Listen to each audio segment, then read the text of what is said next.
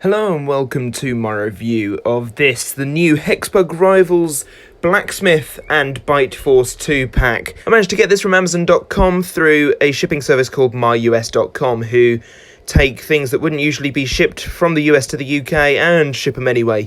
So thank you to them for making this video possible. Anyway, let's break down the box. So, inside we can see Blacksmith on the left and Bite Force on the right. We can also see two remotes and Blacksmith written at the bottom and Bite Force on the right at the bottom there. Hexbug logos on the front and on the top, as well as the pictures of the robots and two more Hexbug logos on the back. There's a breakdown of these two robots, plus stuff that's also available in the line, and on the bottom we don't go there. So let's open up this box. I cannot wait and take a look at what's inside. So here they are, the two new Hexbug Rivals, Bite Force and Blacksmith, and of course these two robots did fight in Season 8 of Battlebots. Taking a look at Bite Force first, we can see that this is based on the 2018 season and 2019 season, as well as the Battlebots Remars event. It's all basically been the same robot throughout. It's very well detailed, including the Aptix logo on the back and the triangular sections leading up to the spinner. If we have a look at which parts are available with this, so we've got the two little hinged wedgelets on either side. We've got the top panel that just pops off like that, and the wedgelets all come off as one section, like so. You can also pop off the individual wedgelets themselves, so that's interesting. Having a look at the inside, we can see the new drive setup. So Bite Force is actually the first Hexbug toy, or the first Hexbug Rivals toy, that has had four-wheel drive. And it's using this very complicated gear system that, you know, is just incredible when you think about it. It's quite simple, but does the job, and as the old Robot Wars saying says, keep it simple, stupid, or kiss. We can also see the weapon motor on the top there, the three batteries that power it, and the spinner on the front, which is very well replicated and obviously very newly painted, nothing like the 2018 season then. Now we'll take a look at Blacksmith, and I'm super excited for this robot. Do you know, I hadn't actually thought about how much I liked Blacksmith until I rewatched some of the 2018 season with my mother. Blacksmith is a really cool robot with its flaming hammer, and it's really just cool sort of industrial design. It's got that front wedge on it that is also hinged. It's something new we're seeing with the Battlebots toys, that a lot of their front wedges are hinged, as well as some other parts. The hammer is on a gear which you can just rock over like so and rock it back. Nothing like the beta toy where you had fear of breaking it if you tried that sort of thing. Breaking this apart, we have the front wedge section, which is removable, and then the two top sections, which are held on quite deeply with a sort of socket. And on the inside we can see some of the inner workings, like the circuit board. The two drive motors, it is only two-wheel drive. The back wheels just run automatically just by dragging along the floor, which doesn't actually hinder drive at all. Something I am just noticing though is the sensor. The sensor's very interesting. The sensor's right under where the weapon will land, and I wonder whether that will hinder the weapon at all or hinder the drive or anything. So yeah, that's an interesting decision, but as you can see, it's just there. It's right under the weapon, but once again, it's a weapon covering the sensor we saw with the what is it called? Bronco. With the Bronco toy. I do apologise, I had a minor breakdown there.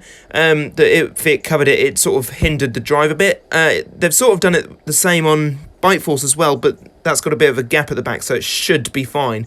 I imagine because Blacksmith's hammer will be swinging quite a bit, that it will also be fine on Blacksmith. Maybe they've made the receivers more accessible for the remotes. I don't know. It's technology that's improving all the time. So, yeah, I'm very impressed with this 2-pack. There's a lot of stuff there. The breakdown sections make a lot of sense. The fight makes a lot of sense. It's something we saw in the 2018 season. It's the first fight of the 2018 season.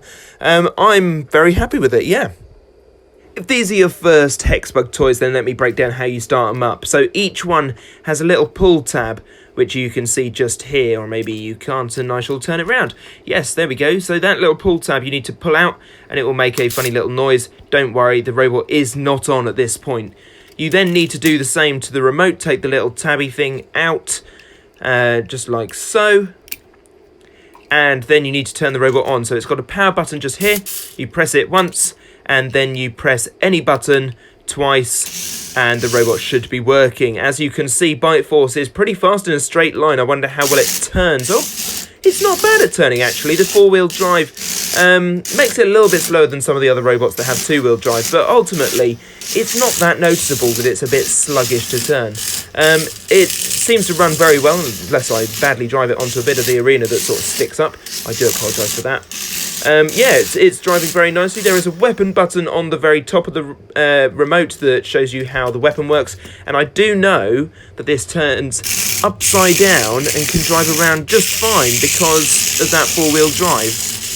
It is a bit scratchy, as you can probably hear. That's probably the plastic dragging along the arena floor. I wonder whether with a smoother surface that would work better.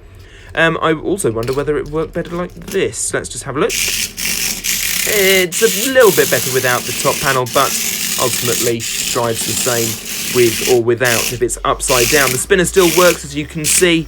It all works pretty nicely. I'm very happy with this. Obviously, with the Witch Doctor toy, originally it didn't have that feature, so that's pretty cool that we now have that on Bite Force. Now we shall have a look at the Blacksmith toy. So you pull out the tabs in the same way and connect them in the same way.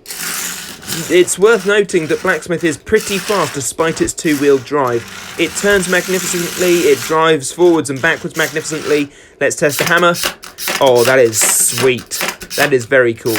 The button on the top activates the weapon once again. You press it once and it will swing forwards and then release backwards. If you press and hold the button on the top, then it will hold the hammer in place so you can get some good grapples on your opponents. That's something worth mentioning, a fighting tactic that you might want to employ.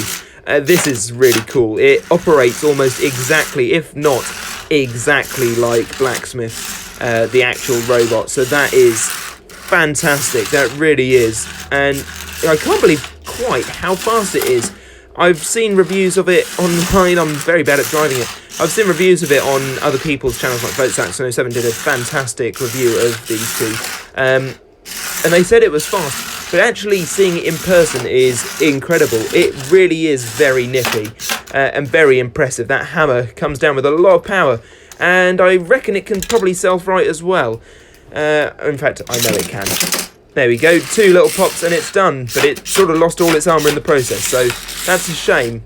I wonder without the armour. Let's try just self-righting it. Oh dear. So it's not infallible then. It can actually get stuck on its side and swings around like that, but yeah, it's fine. You just got to catch it in the right way, I suppose. Something I do want to try is having the hammer over and self-righting it like that. Will that work? Yes, it will, very easily. Okay, fair enough. I did wonder whether it would have the strength to do that, but obviously it does. Hexbug have thought about that, and that is brilliant. Doing a size comparison, we now have 8 robots in the Battlebots Rivals line, including Tombstone, Witch Doctor 1, Minotaur, Beta, Witch Doctor 3, not 2 because that did badly, Bronco, and now these two. These two are 2 of my favourites, alongside Bronco, obviously, because it's an overpowered flipper. Minotaur's really been growing on me, and in fact, just going back to this, the last 2-pack we had now makes sense because of the BattleBots Remars event. So thank you to that lovely subscriber who pointed that out to me. That was fantastic, and I managed to predict the colours correctly, so that's pretty cool. But yes, all in scale. So overall, what do I think of the new 2-pack? Well, if you haven't guessed it already, I'm a big fan. I could not wait to get my hands on it. I got really quite upset when it seemed like I couldn't. So finding myus.com was fantastic, and actually, if Kev Baxter is watching, he gave me the inspiration to find a way of doing it, so thank you very much to him, and I hope he's enjoying his toys just as much as I'm enjoying mine. This 2-pack is fantastic, and I cannot recommend it enough. When it comes onto the BattleBots shop online, do go for it. It really is worth it. Or you can go down the way I went and go to myus.com. This is not a sponsored video. I keep doing this. Anyway, thank you all so much for watching. If you've enjoyed this video, do give it a like. Do subscribe to the channel if you are new. And I shall see you next time for something else, probably. Bye-bye.